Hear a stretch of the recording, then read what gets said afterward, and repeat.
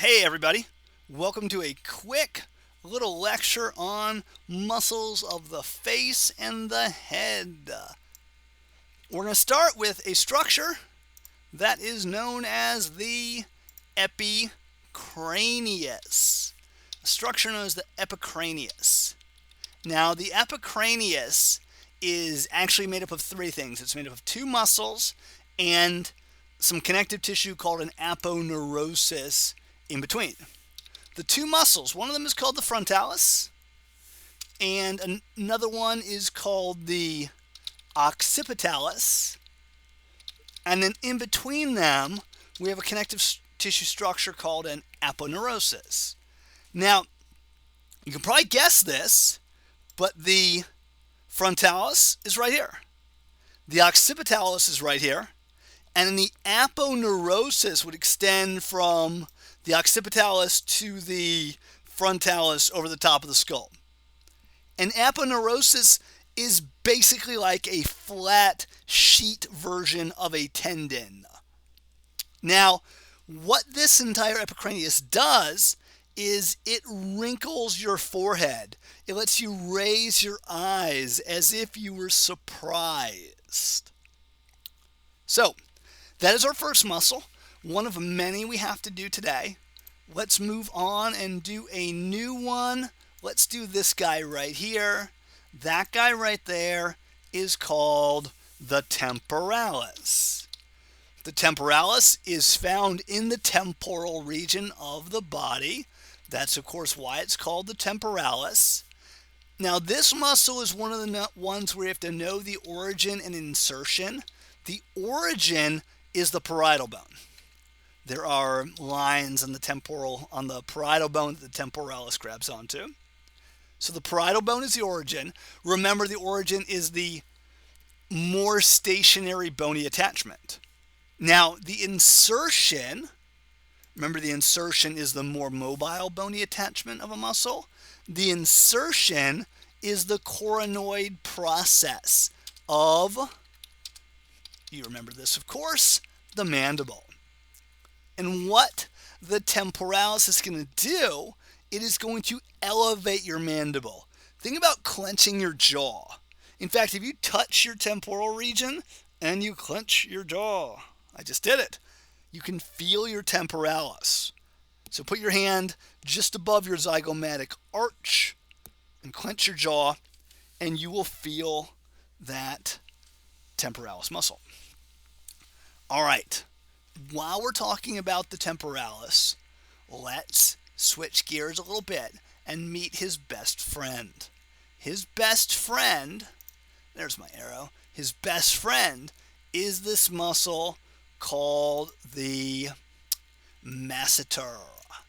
There it is. Let's give a red arrow. I want a red arrow. There we go. The masseter.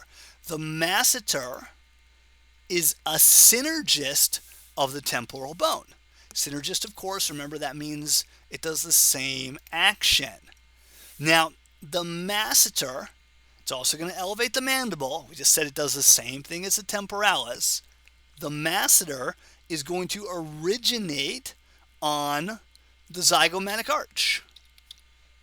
And then the masseter is going to insert on both the ramus and the angle of the mandible. And it is also going to elevate your mandible. Okay, so we got those two guys. Let's do some more muscles. Muscles that we need to do still are this guy. We see him going all the way around the eye. Because he goes all the way around the eye, we call him the Orbicularis. That's the all the way around part of his name. And he's called the Orbicularis oculi.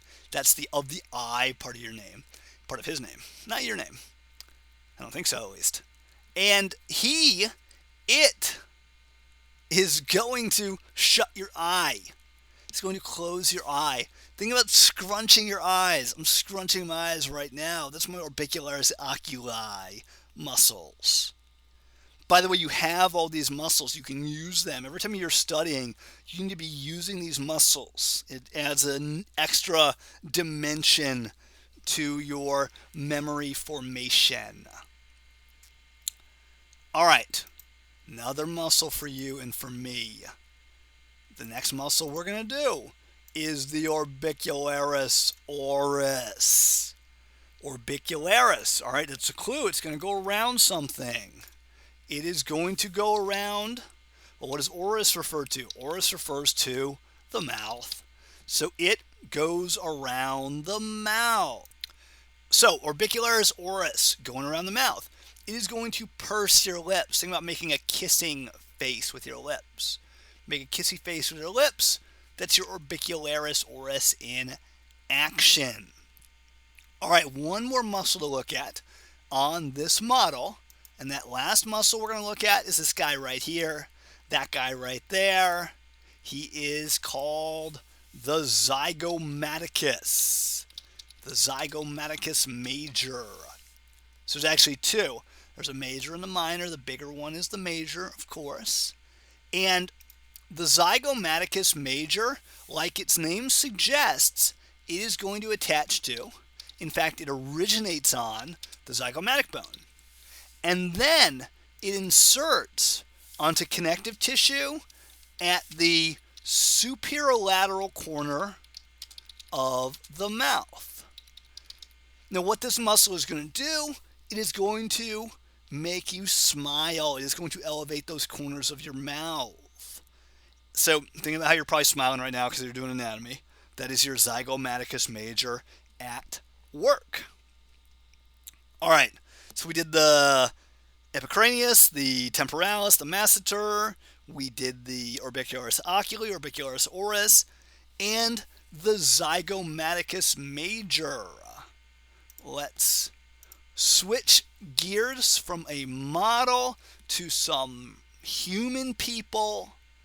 And these human people, we should look at them, and you should be able to look at this and figure out what muscle is bulging right there. Well, that's right at the ramus and angle of the mandible, so that's got to be the masseter. You should look at the baby and say what muscle is scrunching that baby's eyes. The eye scrunching muscle is the orbicularis oculi. And look at this cute baby here. What muscle is doing that to the lips? That would be the orbicularis oris. And this cute little girl holding an orange, smiling, that's the Zygomaticus Major. And this random guy over here, what's he doing? What muscle is elevating his eyebrow? That, of course, would be the epicranius. So, bear in mind, on your lab exam, you will see both kinds of models. You'll see plastic models, muscle models. Then you'll also see human beings acting as models. All right, on that note, we are done this little video about muscles of the face and the head. And I'll see you guys next time.